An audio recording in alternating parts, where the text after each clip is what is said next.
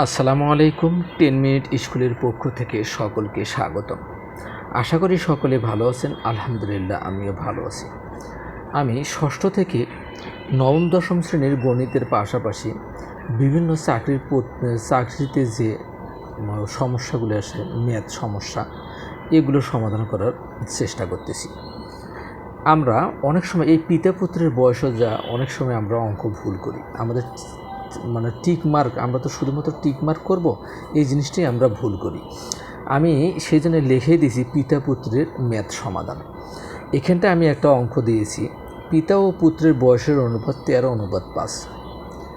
পুত্রের বয়স 15 বছর হলে পিতার বয়স কত?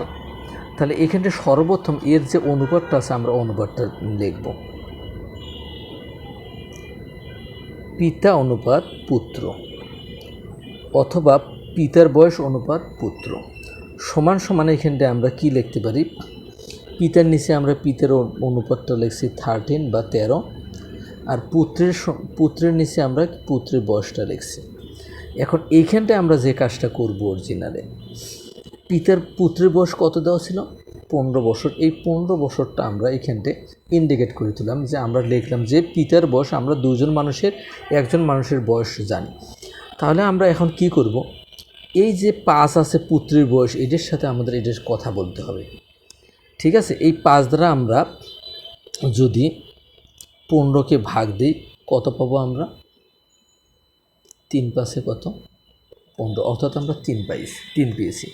এখন আমাদের কি করতে হবে, এই 3 দ্বারা এই দুজনকে গুণন করতে হবে। এই আমরা যদি এখানটে পিতার বয়সের সাথে আমরা যদি 3 গুণন করি, অনুপাত পুত্রের বয়সের সাথে যদি আমরা 3 গুণন করি, তাহলে এই গুণফলটা কত?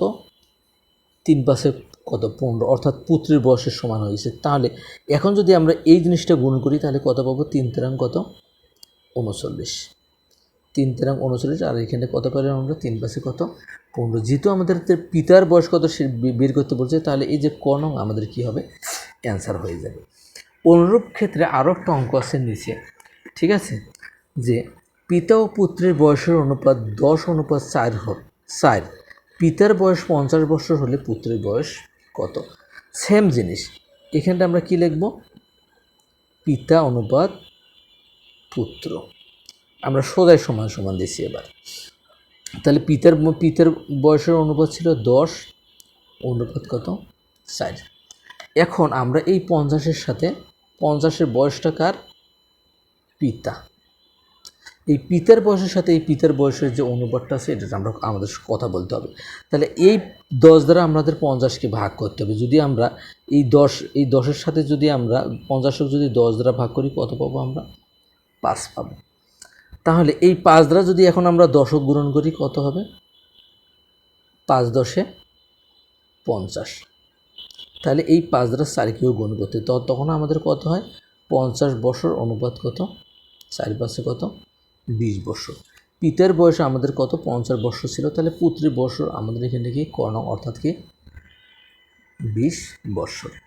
এইরকম এই ক্যাটাগরির যে অঙ্কগুলো আমরা পাবো, সেম একই নিয়মে একটু টেকনিক খাটাইলে আমাদের কত? 30 সেকেন্ডের মধ্যে অঙ্কগুলোর সমাধান বের হয়ে যাবে। আমি এখানটা একটু বোঝার খাতিরে অঙ্কগুলো বড় হয়ে গেছে, কিন্তু এই জিনিসটা এইখানটা তো দুইটা জিনিস আমাদের দেওয়াই আছে। এখান থেকে আমাদের এখানে যে জিনিসটা থাকবে, পিতা থাক, পুত্র থাক, কন্যা থাক বা যাই থাক, এখানে তো তারা একজনকার অনুপাত থাকবে। এই অনুপাতটা দ্বারা এখানটা যে পিতা বা পুত্রের বয়সের অনুপাত থাকবে, একে ভাগ করলে আমরা যে জিনিসটা পাবো, এই জিনিসটা দ্বারা উভয় যে বয়সের অনুপাত ছিল, আমরা গুণ করলে উভয়ের বয়সটা আমরা পেয়ে যাব। একজনকার বয়স তো আমাদের দেওয়াই থাকবে, তখন আমরা অপরজনের বয়স আমরা পেয়ে যাব। এরকম ইন্টারেস্টিং অঙ্কের সমাধান পেতে সকলে আমার ফেসবুক পেজ এবং ইউটিউব চ্যানেলে নিয়মিত চোখ রাখেন।